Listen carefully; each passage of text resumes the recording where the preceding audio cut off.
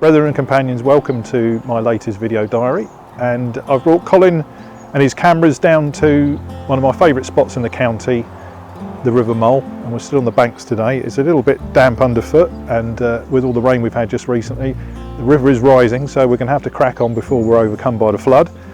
But I thought now is the time just to give you a little bit of update on some of the things that are going on in the province. But the first thing to say is a massive thank you to you all as members of our lovely province. I am greatly appreciative, firstly, of your patience in these extremely difficult times, and for your engagement. I mean, at no time in our history have I seen members so engaged, looking after one another and truly following through the core values of Freemasonry.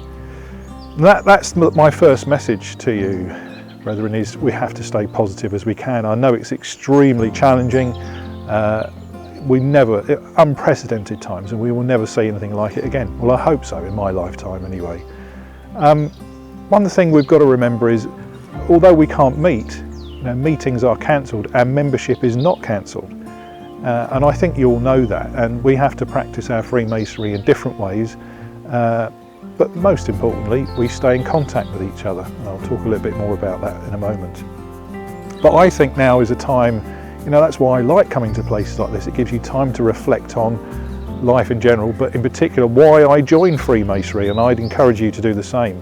And that hasn't changed for me. The friendships that I've made, the companionship of Freemasonry, my enjoyment of meetings, the charity work that we do, remain ever present, and that is the core reason I am a Freemason. I'm sure you have your own reasons.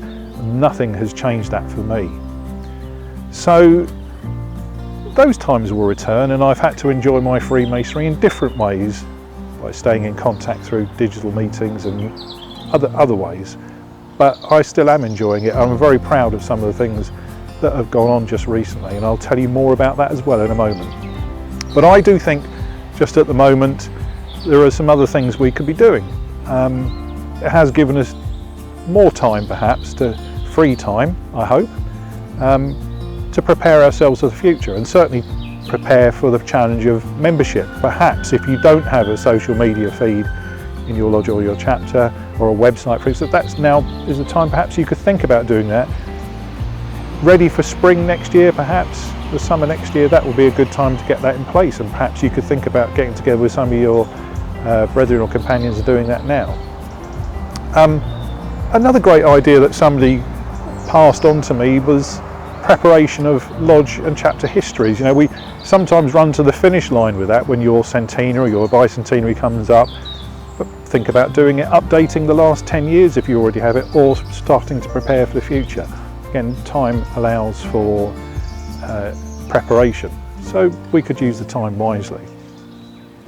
But the most important thing, as I already alluded to, is that we stay in touch with one another. The core value of Freemasonry is that we do care, and looking after the members in your lodge and your chapter is never more important than it has been now. You've heard me say before, staying in touch, particularly with those that have become isolated as a result of the pandemic, is absolutely vital, and there are a myriad of ways of doing that. The least of all, the most basic thing that I'd urge you all to do is to stay in touch by telephone. Ring up your members and your friends and just have a chat with them, and you know what it feels like for somebody to ring you and check in on you, find out how you are, find out what's going on, and just show an interest in your welfare. Now, we've got to acknowledge that the pandemic has brought with it all sorts of challenges for those who are working, or perhaps are not working. They're furloughed, or many have lost their jobs, or have the threat of a loss of job. Now, of course, you have your almoner in your lodge and your chapter, which is the first port of call for you should you have any difficulties. But don't forget, the MCF and the province are there to help you should you need it, whether that be with medical assistance, financial support, whatever it may be. We have a fantastic welfare system in place, so if you have any difficulties whatsoever, please do not suffer in silence. Speak to whoever you choose to, who's the most appropriate person, the almoner or anybody else, and we are there to help you. So please put up your hand if you have issues. So then, brethren, I've got to focus on the last bit of my message and the most important part. That's to say thank you to you, because every bone in my body is urging me to wet a line, try and catch a fish in the river today, but I'm not going to do that. And just for the last bit, I've got to put my hat on, but I'll tell you about that in a moment. But I've got to say thank you to you all. Every single member of this province has done their bit.